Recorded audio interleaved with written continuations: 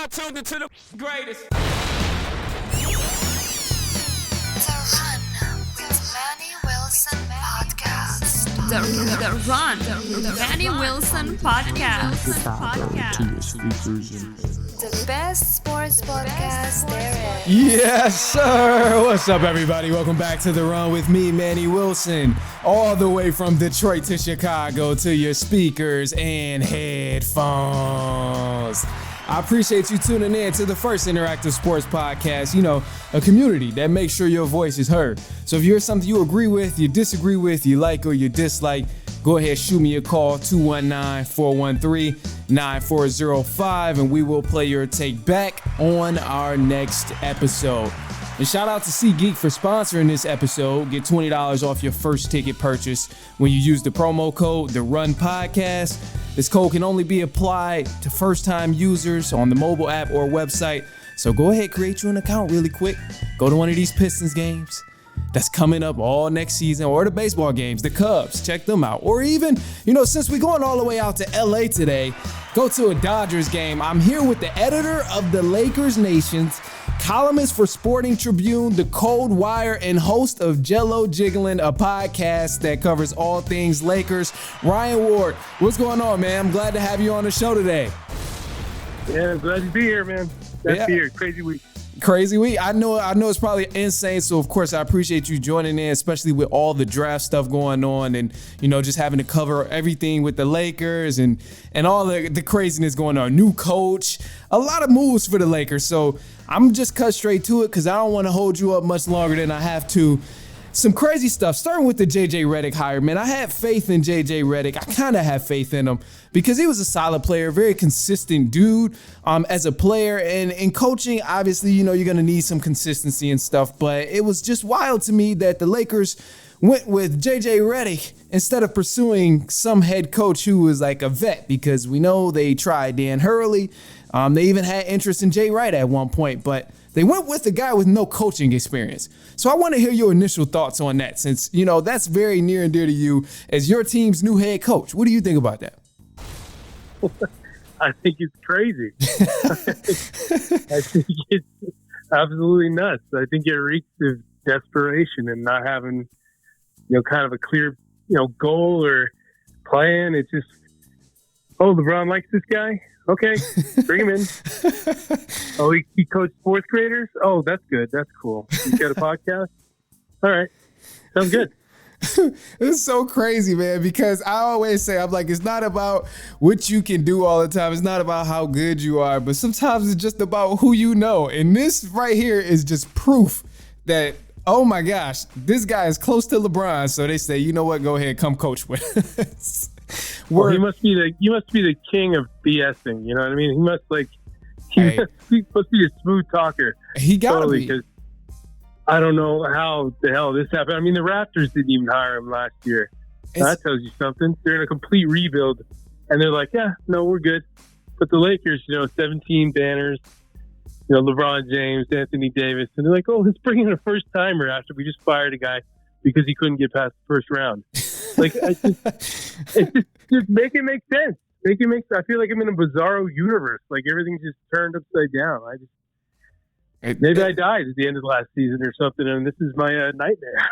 It is wild, man, to think and I didn't expect that, because usually I feel like with most players who turn into coaches, right away, we don't see them go to a head coach. Immediately, no. We sometimes see them, work their way up like assistant coach they're somewhere on the bench, helping head coaches out. But to go to an immediate head coach, and with the Lakers, oh man, I'm not a big Lakers fan or anything, but I expect more out of the Lakers. I expect a little bit more. It's like you won a raffle at a fair or something, you just put in $5. Oh, maybe I'll win. Oh, I won the job? Okay, cool. Yeah. It's just, the guy is smart. I'll admit, that press conference, I had no idea what to expect. And he did impress me a little bit with the things he said, but you could say whatever you want. You know what I mean? A lot of people are good at talking and convincing you of stuff, but then when it comes to the job, they're the complete opposite, So yeah, that's facts. I don't know what to expect, man. I think there's so much such a small margin for error that it's not good, and the odds are so stacked against him, it's not good. There's just, if it starts to go wrong, it's gonna go really wrong. You know what I mean? Yeah, it's gonna be a lot of drama, a lot of crazy headlines y'all gonna be talking about. And then if they draft Bronny in an hour or whenever they get on the clock, that's gonna be a whole other ball of wax. It's just I don't. It's like almost like the get as much drama and crap in this city. Let's draft the first timer. Let's bring back a 40-year-old, and then draft a kid who should probably not be in the NBA. Yeah, I mean, that's the Lakers, man. That's a big stage, and all the drama that's happening, it's gonna make for a very interesting season come next year, because it's like you mentioned, little room for margin, very, very little room for error, because oh my gosh, man, it's gonna be rough if they have anything that go wrong. And it's funny that you mentioned this too, because I heard you say something about banners, and I kind of want to backtrack a little bit, because obviously we know the Lakers, they just hung up a banner. It wasn't a championship banner like everybody hoped, but they did hang up a banner, the in-season tournament. So they weren't NBA champions, but they're in-season tournament champions. And I gotta ask you, man, covering this, I know it was like crazy and so many different opinions, but I want to hear your thoughts on the in-season tournament championship banner. Well, it means nothing. It means nothing right now. Nothing. Okay. I mean, I was entertained. I thought it worked, but I think in terms of, it's going to be a joke until it's 15 years in, and people are really like talking about it and being about it. But it's just, they say there's that famous saying, like, the first guy through the wall always gets bloody, right? Mm-hmm. Well, the Lakers were the first ones through the wall, and then they hang a banner. And then go figure, the Celtics, their arch rivals, go win the championship. There couldn't be more wrong things to happen consecutively than has happened to the Lakers. It's mind blowing. It's almost like somebody made a deal with the devil, and now he's come to, collect. It's rough. It's rough for the Lakers, man. It sucks. I mean, obviously, whatever. I'm happy the Lakers won it. Cool, whatever. I didn't really care who won the in-season tournament, but it's crazy, because I just know if this was any other team, it wouldn't even have been a discussion. It wouldn't even been a discussion like, oh, are they going to hang up the banner? But the fact that it's the Lakers just make it so much crazier. So that's why it just really stood out to me. And like, speaking of the playoffs, obviously we know Celtics won, and the Lakers, they kind of got cut off short early in the playoffs to the Denver Nuggets once again. And I've been seeing the rumors, correct me if I'm wrong, I've been seeing the rumors and stuff about LeBron possibly getting another big deal, kind of leading him into age 42 or 41 or something like that. And I thought a big problem was that it was only LeBron last year in the playoffs. It was just too much LeBron and not enough AD and Reeves and D'Lo. It was just not enough help, because when Brown was out the game, it was no scoring at all. And I'm like, for a guy in his 20th something season, it shouldn't be that way.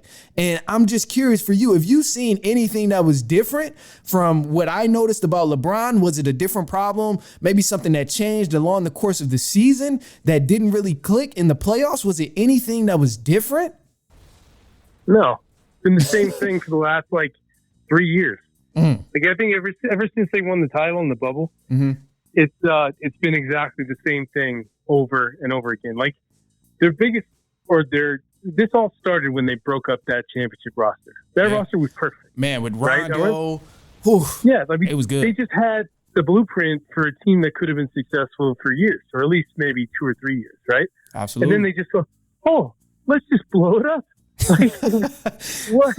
Really? Okay. Genius move. And then, they just totally fell flat the next year.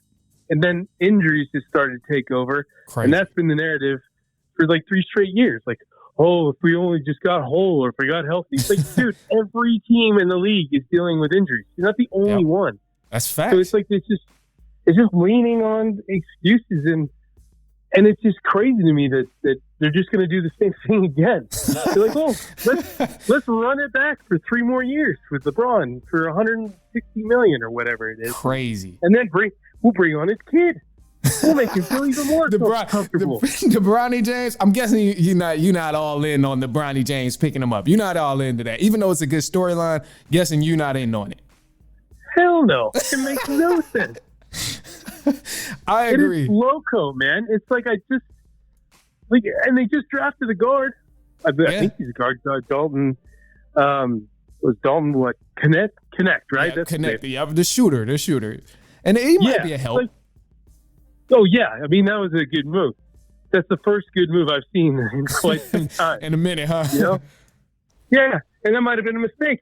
They might have, had the wrong name in there or something.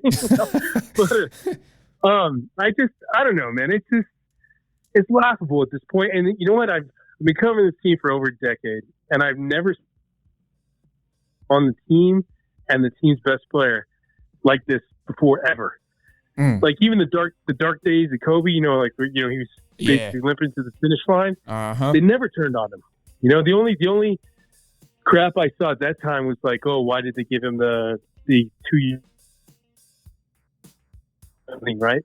But now they're like, no, we'll just give LeBron a 3-year extension for 160. Crazy. Which he'll make more than 48 in 1 year. It's just crazy. I don't get it. I mean, I honestly think that they've exhausted their options, and this is the only way that they can go. And LeBron's all for it. So he's just like banking money, trying to probably making enough to buy the Vegas. Buy the Vegas team or whenever that happens. Yeah. Oh yeah. Because they want to expand. So that may be a case. And it's weird to me though that obviously we know LeBron is on the back end, but you have a young star in Anthony Davis who the talent is there, the potential is all there, but I heard JJ Redick say they want to fully invest in an AD, running the offense and all of that. But I'm like, okay, well, why not really shift the offensive game plan, the defensive focus, to surround Anthony Davis rather than LeBron? And to me, at least looking on the outside, I haven't seen that. Have you seen anything different? Correct me if I'm wrong. No, like I said, it's the same thing every year. They don't. They say they're going to do one thing and then the complete opposite happens, or just the same thing happens. And I honestly think for the first time ever, maybe it happened in the past, but the first time ever, so obviously, they're just trying to make money. They're just trying to put butts in the seat. LeBron sells a lot of jerseys, sells a lot of crowds. They probably want to get that farewell tour, and that's going to really, really make a lot of money, right? So they're just thinking dollars and cents. They're not thinking of W's. And as, Laker fans, that pisses them off. Yeah, y'all about the W's. Y'all about the wins, man. Yeah. Y'all are about exactly. That's one thing LA is known for, and I respect the hell out of LA because they win. And it's like, as much as I dislike some of the fans and, the organization, the way they run things, it's like you gotta respect it because they had the winning history. So you gotta respect it.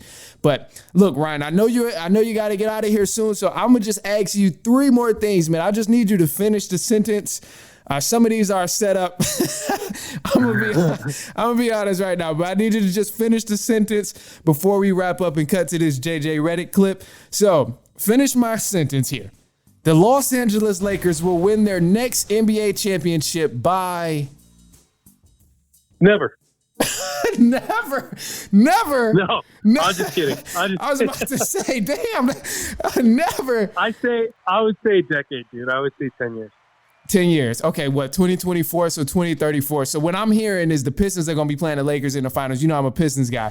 But that's what I'm hearing. So that's what I said Pistons got into 2034, 2038 to really start going back. So that's what I'm hearing. Lakers, Pistons, 2034 NBA finals. Bet. I love it. All right, another sentence here that you got to finish. The Denver Nuggets are the Los Angeles Lakers. Achilles heel. I knew you wasn't going to say the Lakers, Daddy, but I had to throw it out there. I had to set you up. And then last thing too, man, you just drafted Dalton Connect. So Austin Reeves and Dalton Connect are? Woody Harrelson clones. Woody. Okay, I'll take it. Those dudes are dope, man. That's gonna help the Lakers a lot, man. I really like that y'all stacked them up. And again, man, I'm not Lakers fan, nothing, not huge on the Lakers, but I think that's dope. That those two are together, and it should help. But ultimately, think we'll still see the same thing we've been seeing over the past few years, like you mentioned. Yeah. But anyway, Ryan, man, let the people know where they can follow you. I'm gonna play this JJ Redick clip, and then that'll follow after you share, your socials and everything there. So where can the people follow you? Where can they listen to the new podcast as well? Well, I get the same handle pretty much everywhere. It's at Ryan Ward LA. That's Instagram, TikTok, YouTube. I know I'm forgetting another one. And then my Dylan podcast is on the Believe Broadcast Network. So that's where you can find that. And it's on all of them, like Apple Podcasts, Spotify, yada, yada, yada. Okay, bet it up, man. Of course, man. I appreciate you tuning in. Ryan, we definitely will be in touch throughout the season as well. And I'm going to leave you guys with the JJ Redick quote. This is JJ Redick via, what is this audio from? I got it from the NBA. Yeah, audio from the NBA via JJ Redick. Here it is. What misconceptions or concerns about you that you've heard in the last few weeks are you the most looking forward to dispelling when you're the coach? It's a valid question, and I've certainly heard everything. It's been a really interesting 6 weeks or so, just in terms of being part of the engagement farming industry. It's been really interesting. However, I don't really have a great answer for your question because I really don't give a fuck. Honestly, I want to coach the Lakers. I want to coach the team. I don't want to dispel anything. I don't. I want to become a great coach in the NBA, and I want to win championships, and I want my players to maximize their careers. That's all I fucking care about.